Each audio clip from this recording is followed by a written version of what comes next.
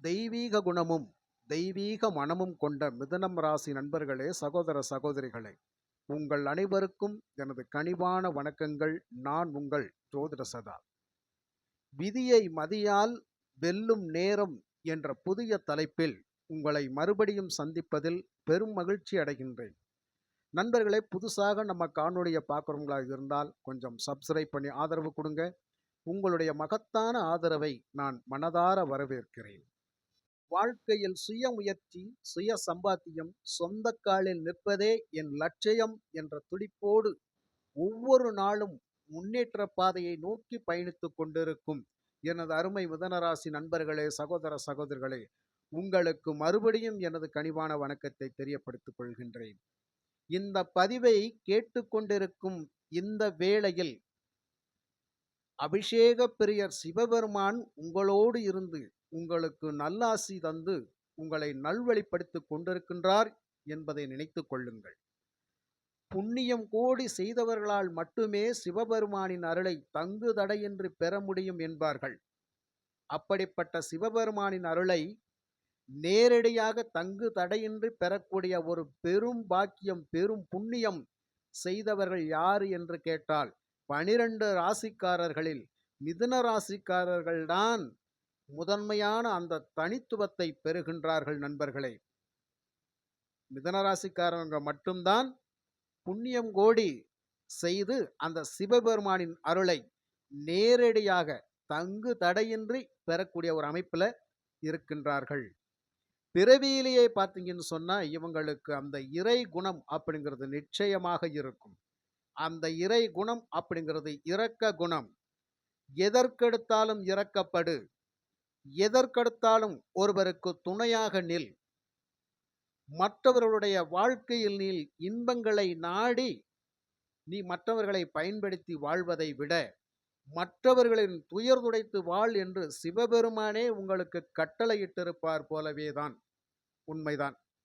அதனால்தான் இந்த மிதுனராசி நண்பர்களுக்கு இளம் வயதிலேயே, அறியாத பருவத்தில், பாலக பருவத்திலேயே உங்களுக்கு அந்த இரக்க குணம் அப்படிங்கிறது வந்து விடுகிறது. 70 வயது ஆனாலும் இந்த பிறவி குணத்தை எவராலும் மாற்ற முடியாது. அப்படிப்பட்ட இறை பக்தி மிக்க மனிதர்கள் நீங்கள். இந்த குணம் இருப்பதால் ஒவ்வொரு நாளும் வாழ்க்கையில் நாம் படுகின்ற வேதனைகளுக்கு இறைவன் என்ன கொடுப்பார்? ஒவ்வொரு நாளும் துன்பப்படுகின்றோம், துயரப்படுகின்றோம், பல விதங்களில் நாம் பாதிக்கப்படுகின்றோம், பல விதங்களில் எதிர்பார்ப்பை நோக்கி பயணிக்கின்ற பொழுதெல்லாம் நாம் சறுக்கல்களை சந்திக்கின்றோம். இப்படியாக வாழ்க்கையில் ஏகப்பட்ட ஏற்ற இறக்கங்களை சந்தித்து கொண்டு வாழ்கின்ற பொழுதும் துரோக பாதங்களுக்கும் நாம் ஆளாகின்றோம். ஏன் இந்த வாழ்க்கை? இப்படிப்பட்ட வாழ்க்கையை இறைவன் எனக்கு தர வேண்டிய அவசியம் என்ன அப்படின்னு சொல்லி நீங்க கேட்கலாம். நிச்சயமாக ஒரு மிகப்பெரிய கேள்வி. இந்த கேள்வி உங்க மனசுல, ஒவ்வொரு மிதுன ராசிக்காரங்களுடைய மனசுலையும் இருக்க வேண்டிய கேள்விதான். ஆனால் பகவான் உங்களுக்கு என்ன சொல்கிறார்? அர்த்தநாரீஸ்வரர் இல்லையா? ஆணையும் பெண்ணையும் இணைத்து ஓர் உருவமாக காட்சி தரக்கூடிய அமைப்புல சிவபெருமான் தன்னுடைய இடப்பக்கத்தில் பார்வதி தேவியாருக்கு இடம் கொடுத்து நீ பாதி நான் பாதி என்ற அமைப்பில் எல்லோரையுமே நீ பாதி நான் பாதி தான், இருந்தாலும் ஈருடல் ஓர் உயிர் நாம் தான் என்று சொல்லக்கூடிய தத்துவத்தை உணர்த்தக்கூடிய அமைப்பில் இருப்பதனால்தான் இன்பங்களையும் துன்பங்களையும் தாங்கி வாழக்கூடிய ஒரு மிகப்பெரிய மனத்தை உங்களுக்கு இறைவன் கொடுத்திருக்கின்றார். இந்த அர்த்தநாரீஸ்வரர் ஆலயம் எங்கே இருக்கின்றது? திருச்செங்கோட்டில் இருக்கின்றது இந்த அர்த்தநாரீஸ்வரர் ஆலயம். இந்த ஆலயத்தில்தான் சிவபெருமான் பார்வதி தேவியாரோடு இணைந்து காட்சி தருகிறார். இப்படிப்பட்ட ஆலயத்துக்கு நாம் ஒரு முறையாவது சென்று வர வேண்டும். மிதுனராசிக்காரவங்க போனா அங்க ஒரு தடவையாவது போயிட்டு வந்தீங்கன்னா மனசு ரொம்ப சந்தோஷமாக இருக்கும். அது மட்டுமல்ல நண்பர்களே, நீங்கள் எந்த இடத்துல இருந்தாலும் இருந்த இடத்திலேயே ஒரு நிமிஷம் கண்களை மூடி மனம் உருகி சிவபெருமானை வழிபட்டால் போதும். அந்த இடத்தில் சுபிட்சம் உண்டாகும், மனம் தெளிவு பெறும், மனம் மகிழ்வு பெறும். எத்தனை துன்பங்கள் துயரங்கள் நம்மை அண்டி வர நினைத்தாலும் உங்களுக்குள் இருக்கும் இந்த இறை சக்தி அவற்றை வென்றுவிடும் அப்படிங்கிறதுல எந்த ஒரு மாற்று கருத்தும் இல்லை நண்பர்களே. அதுவெல்லாம் உங்களுக்கு முன்னாடி சுக்கு நூறாகி தவிடு பொடியாகி போய்விடும். அந்த அளவுக்கு அந்த இறைவன் ஒரு மிகப்பெரிய சக்தியை உங்களுக்கு கொடுப்பார். நீங்கள் வேதனைப்பட வேண்டிய அவசியமே கிடையாது. நாம் ஒவ்வொரு செயலையும் செய்கின்ற பொழுது நீ சிந்தித்துத்தான் செயல்பட வேண்டும் அப்படிங்கிறது தான் இறைவன் உங்களுக்கு புதனையே புத்திக்காரனாக அனுப்பியிருக்கின்றார் இல்லையா? இந்த புதன் எங்கேயெல்லாம் இருக்கிறாரோ அங்கேயெல்லாம் போடுகின்ற கணக்கு சரியாகத்தான் இருக்கும் அப்படிங்கிறதான். சில நேரங்களில் நாம் அதிகமாக அன்பு வைப்பதனால்தான் அது நம்மளுடைய கண்ணை மறைத்து விடுகிறது. எது நல்லது எது கெட்டது அப்படின்னு சொல்லி கொஞ்ச நேரத்தில் ஒரு 10 செகண்ட்ல கூட இல்லை அதை பகுத்து பார்க்க முடியாத அந்த இடைவெளியில் தான் தவறு நடந்து விடுகிறது இல்லையா? அப்போ அந்த தவறு தொடர்ந்து நடக்கிறது. அப்போ இதற்கு என்ன காரணம்? சிந்தித்து செயல்படு. விதி உனக்கு என்ன கொடுத்திருக்கிறது? நீ இதையெல்லாம் செய்துதான் வாழ வேண்டும் அப்படிங்கிறத பொன்னும் பொருளையும் எத்தனையோ சகல சௌபாக்கியங்களையும் உனக்கு கொடுத்தாலும் நீ அதை மற்றவருக்கு கொடுத்துதான் வாழ வேண்டும் அப்படிங்கிறது உங்களுடைய விதி. ஆனாலும் மதி என்ன சொல்கிறது? உனக்கும் சிறு தொகையை வைத்து நீ மற்றவர்களுக்கு கொடு அப்படிங்கிறது தான் உனக்கு போதிக்கதே தவிர வேற ஒன்றையும் போதிக்கவில்லை. கற்ற அறிவு கல்வி அறிவு மட்டுமல்ல, அனுபவ அறிவும் உங்களுக்கு சேர்ந்தே ரெட்டிப்பு தன்மையில் இருக்கும். 2 அறிவுகள் இருக்கும். அதனால தான் உங்களுக்கு புதன் அதிபதியாக வர்றார். அப்போ புதன் சிந்தித்து செயல்படக்கூடிய அறிவாற்றல் மிகுந்தவர். என்னதான் அறிவு கூர்மை இருந்தாலும் சமயோஜித புத்தியும் நமக்கு வேண்டும். அந்த சமயோஜித புத்தி தான் நம்மளை ஒவ்வொரு நாளும் வழிநடத்தி கொண்டிருக்கும். ஆக வாழ்க்கையில் ஏற்படுகின்ற ஒவ்வொரு பிரச்சனைக்கும் நீங்களும் ஒரு காரணகர்த்தாவாக ஆகிவிடுகின்றீர்கள். என்ன காரணம்? இந்த இடத்தில் எதை எப்பொழுது எப்படி செய்ய வேண்டும், யாருக்கு எந்த நேரத்தில் என்ன கொடுக்க வேண்டும், உதவி செய்வதற்கு கூட கால நேரங்கள் பார்க்காமல் உதவி செய்தால் நாம் கண்களை கட்டிக்கொண்டு இருட்டென்று சொல்வது போலதான். அங்கேயும் கூட நம்ம பார்த்து தான் செய்யணும். பார்த்து செய்யலாம் அப்படின்னு சொன்னா நமக்கு நிச்சயம் அது சாதகமாக இருக்காது. ஆத்துல கொட்டினாலும் அளந்து கொட்டு அப்படின்ற ஒரு பழமொழி இருக்கு இல்லையா? அந்த பழமொழியை உங்களுக்கும் நான் சொல்லிக்கிறேன், மிதுனராசி நண்பர்களுக்கும் சொல்லிக்கிறேன். எப்பவுமே என்ன செஞ்சாலும் அளவா பார்த்து செய்யுங்க. பொதுவாகவே மிதுனராசி நண்பர்கள் கிட்டத்தட்ட ஒரு 25 வயசுக்கு மேலே ஒரு 45 50 வயசுக்குள்ள மிகப்பெரிய முன்னேற்றத்தில் தான் இருப்பீங்க. நிறைய காசு பணம் சம்பாதிச்சு சொந்த வீடு வாசல் மண்மனை யோகங்கள்லாம் நிறைய இருக்கும். அந்த நேரத்தில் தான் உங்களுக்கு நீங்கள் உங்களை நாடி வர்றவங்களுக்கு நிறைய கொடுக்க வேண்டிய கட்டாயத்திலும் இருப்பீங்க. அந்த நேரத்தில் நீங்கள் கொடுத்துருவீங்க. யோசிக்காம கொடுக்கறது, எவ்வளவு கொடுக்கணும்னு கேட்டதை கொடுக்கறது எல்லாம் நம்பிக்கை. அந்த நம்பிக்கை அப்படிங்கிற ஒரு மிகப்பெரிய சக்தி உங்களுக்கே எதிராக செயல்படக்கூடிய மிகப்பெரிய எதிரியாகவும் இருக்குது இல்லையா? அப்ப இந்த இடத்துல நம்பிக்கைக்கு நாமளேவும் ஒரு எதிரியை உருவாக்குற மாதிரி தான். இந்த இடத்துல நீங்க யோசனை பண்ணி செஞ்சீங்க அப்படின்னு சொன்னா நிச்சயமாக அந்த எதிரி உங்க முன்னாடி வந்து நிற்க மாட்டாங்க. அந்த எதிரி உருவாக்குறதுக்கான வாய்ப்பே கிடையாது. அப்போ யோசனை பண்ணி செய்யுங்க. இதைத்தான் புத்தியை பயன்படுத்துங்கள். இதுதான் மதி. அந்த மதியை பயன்படுத்துங்கள். இந்த இடத்துல மதி கரெக்டாக செயல்பட்டால் நிச்சயம் நமக்கு எல்லா விதத்திலையும் நம்ம நன்மையை அடையக்கூடிய வகையிலே நம்ம இருக்கலாம். புரியுதுங்களா? இன்னமும் சொல்லப்போன ஒரு சின்ன விஷயம் என்ன அப்படின்னு கேட்டால், ஒரு சின்ன ஒரு உதாரண கதை அப்படிங்கிற ஒரு விஷயம். இது மிதுன ராசிக்காரங்களுக்கு கட்டாயம் சொல்லித்தான் ஆக வேண்டும் அப்படிங்கிறது. உங்களுடைய பிறவி குணம் ஏன் மாற மாட்டேங்குது அப்படிங்கிறது. அதாவது ஒரு வாய்க்கால் நிறைய தண்ணீர் போய் கொண்டிருக்கிறது. அந்த தண்ணீர் கரையிலே ஒருவர் நடந்து போய் கொண்டிருக்கின்றார். அந்த வாய்க்கால் தண்ணீரிலே ஒரு கரும் தேள் கொட்டினால் விஷம் கடுமையாக பாதிக்கும், இறந்து கூட போகக்கூடிய அமைப்பில் இருக்கக்கூடிய அப்பேற்பட்ட தேள் அப்படிங்கிறது அந்த தண்ணீரில் விழுந்து தத்தளித்து எதிர்நீச்சல் அடிச்சுக்கிட்டு இருக்குது. அதை அவர் பார்த்து விடுகிறார். பார்த்த உடனே அந்த தேளை எடுத்து வெளியில விடுறார். அப்பையும் அவரை கொட்டி விடுகிறது.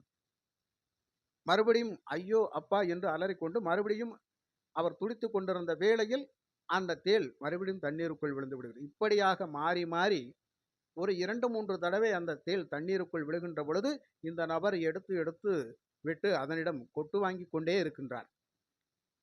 ஆக கொடூரமான விஷத்தை உடலில் ஏறிக்கொண்டிருக்கின்றது. அவர் மீண்டும் மீண்டும் அந்த நன்மை செய்யத்தான் அவர் நினைக்கிறார். ஆனால் தேள் என்ன நினைக்கிறது?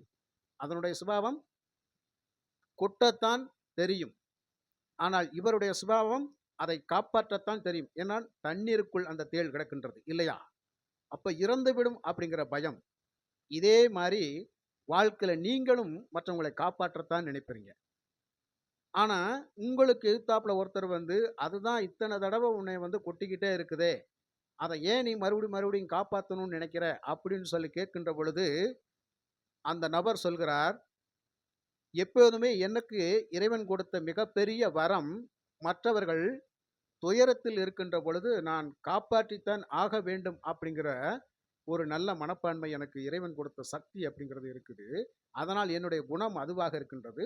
நான் காப்பாற்ற துடிக்கின்றேன்.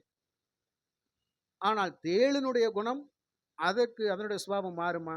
அதுக்கு நன்மை செய்ய தெரியுமா? ஆக தண்ணீரில் தத்தளித்து கொண்டிருக்கும்போது நான் காப்பாற்றத்தான் நினைத்தேன். அது வந்து என்னை மறுபடியும் கொட்டிட்டு கொட்டிட்டு உள்ளேயே போய் விழுந்துருது. இருந்தாலும் கொஞ்ச நேரத்தில் தண்ணிக்குள்ளேயே கிடந்தாலும் அது ஏதாவது ஒரு இடத்துல இறக்க நேரிடும். அதனால தான் அதை நான் காப்பாற்ற துடிக்கிறேன் அப்படின்னு சொல்லி அவர் நினைக்கிறாரு. ஆக என்னதான் நாம் காப்பாற்ற துடித்தாலும் நினைத்தாலும் காப்பாற்றி வெளியில் கொண்டு வந்தாலும் மறுபடியும் அவர்களுடைய சுபாவம் அப்படிங்கிறது மாறாது அப்படிங்கிற மாதிரியான ஒரு அமைப்புல இருக்குது இல்லையா? அப்ப இந்த இடத்தில் ஒரு முறை அல்ல, இருமுறை அல்ல, மும்முறை 4வது முறை நம்மளுடைய சமயோஜித புத்தியை பயன்படுத்த வேண்டும். இனி அவருடைய விதி அவ்வளவுதான். நாம் இந்த இடத்தில் அந்த விதியை மதியால் வெல்ல வேண்டும். அப்ப நம்மளுடைய புத்தியை பயன்படுத்திக்கிடுவோம். நமக்கும் இதுதான் விதின்னு இருந்தாலும் நமக்கு ஒரு எல்லை இருக்கு இல்லையா? அந்த எல்லையை தாண்டி போற போது வாழ்க்கையில நிறைய பிரச்சனைகளை நம்ம சந்திப்போம்.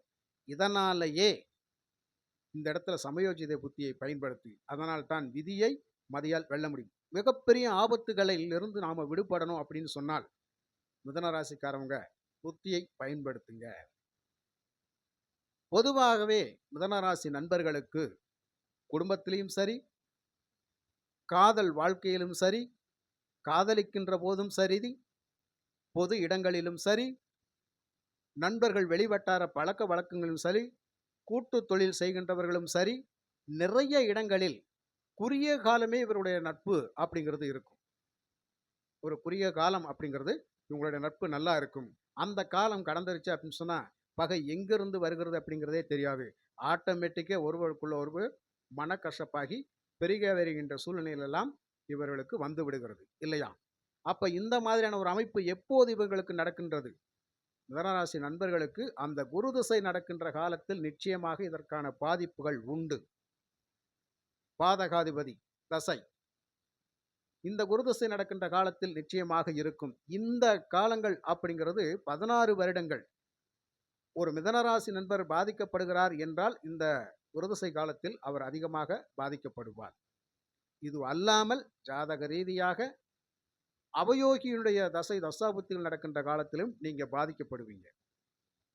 அப்ப எப்படி இருந்தாலும் இயற்கையாகவே நாம் பல இடங்களில் தோல்விகளை சந்தித்து கொண்டிருக்கோம், அவமானங்களை சந்தித்து கொண்டு அசிங்கப்பட்டு கொண்டிருக்கோம். என்னதான் நாம் வாரி வாரி கொடுத்தாலும் நம்மளுக்கு வசைப்பாடுபவர்கள் தான் அதிகமாக இருக்கின்றார்கள். இவர்களிடத்தில் நாம் நல்ல பேர் வாங்கி வாழவே முடியலையே, எவ்வளவு செய்தாலும் கெட்ட பேர் தானே நாம் சம்பாதித்து கொண்டிருக்கின்றோம் அப்படின்னு சொல்லி இறுதி காலங்களில் வருத்தப்படுகிறதுக்கு முன்னாடியே நாம் சமயோஜித புத்தியை பயன்படுத்தி வர வேண்டும் அப்படிங்கிறது தான். அப்போ விதிவெளி பயணம் என்னவாக இருந்தாலும் அந்த இடத்துல நம்ம மதியை பயன்படுத்தணும். அப்போ விதியை மதியால் வெல்ல முடியும் அப்படிங்கிறது ஒரு மிகப்பெரிய சக்தி உங்ககிட்ட தான் இருக்குது. அப்போ நமக்கு எதிர்த்தாப்புல நடக்கக்கூடிய மிகப்பெரிய துரோக பாதங்கள்ல இருந்து ஆபத்துகள்ல இருந்து நம்ம விடுபடணும் அப்படின்னு கேட்டா நிச்சயமா ஒதுங்கித்தான் இருக்கணும். அப்போ நமக்குன்னு ஒரு சிந்தனை செயல் வேணும் இல்லையா? அப்படி இருந்துட்டோம் அப்படின்னு சொன்னா நமக்கான வாழ்க்கை பிற்காலத்துல இனிமையாக இருக்கும் அப்படிங்கிறது தான். ஆக எந்த சூழ்நிலையிலையும் உங்களுக்கு அந்த இயல்பான குணம், இரக்க குணம் இருந்தாலும், நடைமுறை வாழ்க்கையில் நிச்சயமாக ஒரு நிமிஷமாவது உங்களுக்குன்னு ஒரு சுயநலமா சிந்திக்க கத்துக்கங்க. அந்த சுயநலம் அப்படிங்கிறது உங்கள்ட்ட இருந்தால் தான், உங்களுடைய வாழ்நாள் அப்படிங்கிறது இனிமையான காலமாக இருக்கும். இதுவே வாழ்க்கையில நடக்கிற ஒவ்வொரு இக்கட்டான சூழ்நிலைக்கும், துன்பங்களுக்கும், துயரங்களுக்கும், துரோக பாதகங்களுக்கும் நீங்கள் ஆளாகின்ற பொழுது, விதி என்று நினைத்து இருந்து விடாதீர்கள்.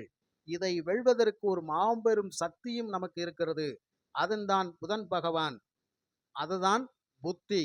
அதுதான் மதி. அந்த மதியை நீங்கள் பயன்படுத்தினால், மிகப்பெரிய சதியை கூட முறியடிக்க முடியும்.